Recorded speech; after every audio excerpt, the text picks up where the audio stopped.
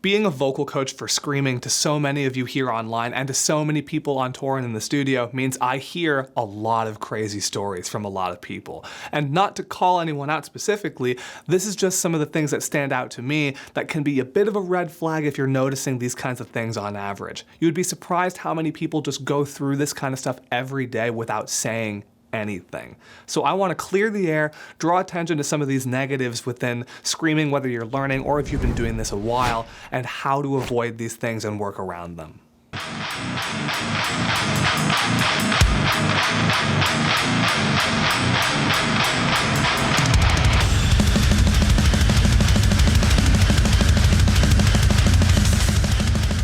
Number 1, back pain. Like I've talked about in plenty of videos before, sometimes this is due to balancing your air pressure a little incorrectly, but oftentimes it's actually more so due to posture. Especially if we're trying to really put on that really powerful vocalist persona, sometimes for whatever reason that involves a lot of just hunching forward to try to look more intense and menacing, and all of the kind of pushing and squeezing that can sometimes happen when we're trying to vocalize with the back being in that kind of compromised position can lead to a lot of different issues, some muscle spasms, and that can make things really clench up along the spinal column. And that will make things like breathing and controlling your voice that much more difficult, especially how important it is to keep relaxed when doing any kind of screaming.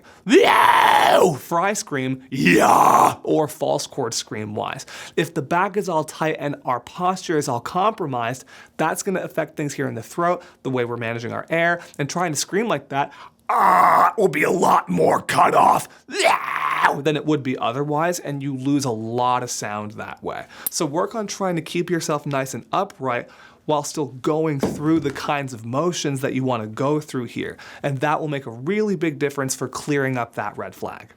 Number 2, muscle cramps. I hear about this happening in a couple different places, but namely here in the abdomen and around here in the jawline.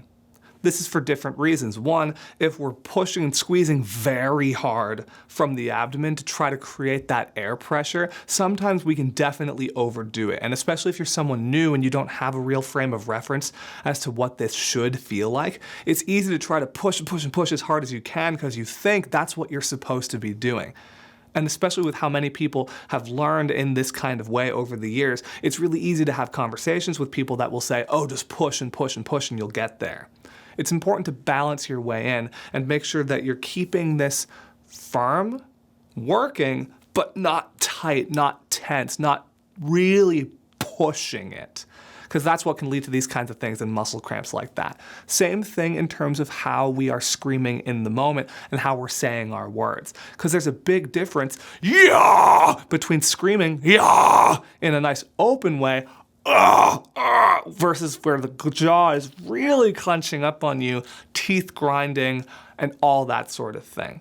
Although it may do a little bit in terms of the body language of controlling your tone, too much of that kind of thing going on here in the jawline, too much of that work and tension can get in the way and affect other things about the sound. And that can be a big problem down the line. So to make sure that's not getting in your way, keep nice and loose, work on different kinds of exercises that involve keeping the jaw nice and loose, having to flow through your words. I like to work on different tongue twisters with people for this exact reason, and that will make a big difference. You can check out some stuff like that here on our YouTube channel and in our online program, EVI Now. Number 3, hiccups. Why me? I'm not the one that gets hiccups all the time. I don't even scream. That's okay. That's okay. Remember what I was saying about working these muscles too hard to the point where they can cramp up? A hiccup is a bit of a diaphragmatic spasm that happens sometimes, and if we try to really dig into that air all at once very suddenly without any prep, for some people that can trigger the hiccuping response. Now, there are lots of different remedies for how to cure hiccups, and I'm not going to claim to be someone that really knows how to do that. But I can help you keep them at bay and make sure that this kind of screaming hiccup doesn't come up in the first place. Try to work on easing your way into screams more gently. This is where I like to kind of use regular sounds and then kind of transition in slowly by really identifying what those little factors are that make a scream a scream. For the false chords, it's bringing the actual false folds themselves into what my regular voice is doing, until I have the scream. And for the fry scream, it's letting myself project normally while allowing that vocal cord movement to separate just enough to create the distortion I need to be identified as the fry scream. Again, these are things you can find here in our channel and in our online program, but those are things that I recommend practicing to make sure that you don't need to pummel your way in just to get your screams happening in the first place. Number 4, throwing up, vomiting. Not good. I have known a few people that this has happened to, and I've seen a lot of this in different comments where people have pushed themselves to the point of vomiting and throwing up. And this can happen for a couple reasons. It's usually from pushing way too hard, squeezing very hard, things getting triggered here in the body that are triggering the gag reflex and making that come up. I've also known this to be the case with different people that deal with kind of acid reflux issues that are working their bodies too hard. And with that in mind, a lot of times it just ends up being a physical exhaustion thing too. Like I say in all of my videos, it's all about balance. Make sure you aren't forcing your way in trying to make these screams happen. Even though we're very excited and we really want to get to where we're going very quickly, sometimes it is important to slow your roll a bit and make sure that you're not overworking yourself just to reach your destination. And number 5, losing your voice. I can't tell you the amount of times I read comments or hear stories about people trying to scream, improving, or learning for the first time, and then not being able to speak afterwards, or losing a part of their voice.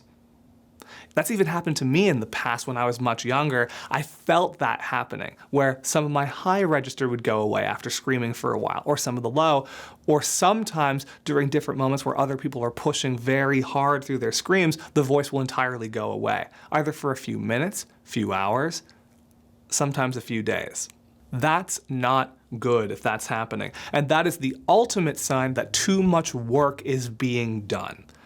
So much of the culture around screaming, even all the way back to when this art form started to be formed and popularized in the kind of music that we love and enjoy today, there's been a big theme of just trying to tough your way through, push your way through, kind of no matter what. And if your voice hurts, if you feel any of these kinds of things happening, if any of these red flags start to wave themselves, ignore them, push through them, and eventually they'll resolve. That is not how this works. And that's not how the voice works either, especially with it being as delicate an instrument as it is. This doesn't mean it can't be strengthened, it means you need to know how. And with screaming, this comes down to patience, conditioning, and understanding. Like I've been mentioning here and in many of my videos, it takes understanding what these screams are, understanding all the different components that go into different things like a false chord scream or a fry scream and the many different ways that these can be styled, how to balance your way into them, kind of like a lot of the things that I've outlined here in this video for you, and then making sure you're patient going through this process, not trying to rush yourself, not trying to get from A to B faster than your body is ready to. Very often when these red flags are waving in the air, this is your body trying to tell you something. And as a vocalist, it's very important that we listen to what the body is saying, especially if we want our screams to strengthen and grow with time. If you feel like I left anything out here and there are other things and red flags that you've experienced, leave a comment below. I'm definitely going to keep those things in mind, and I'm always looking for more ways to help people here on our YouTube channel, all of our socials, and in our online program, EVI Now. I'm David Benitez, and keep screaming responsibly.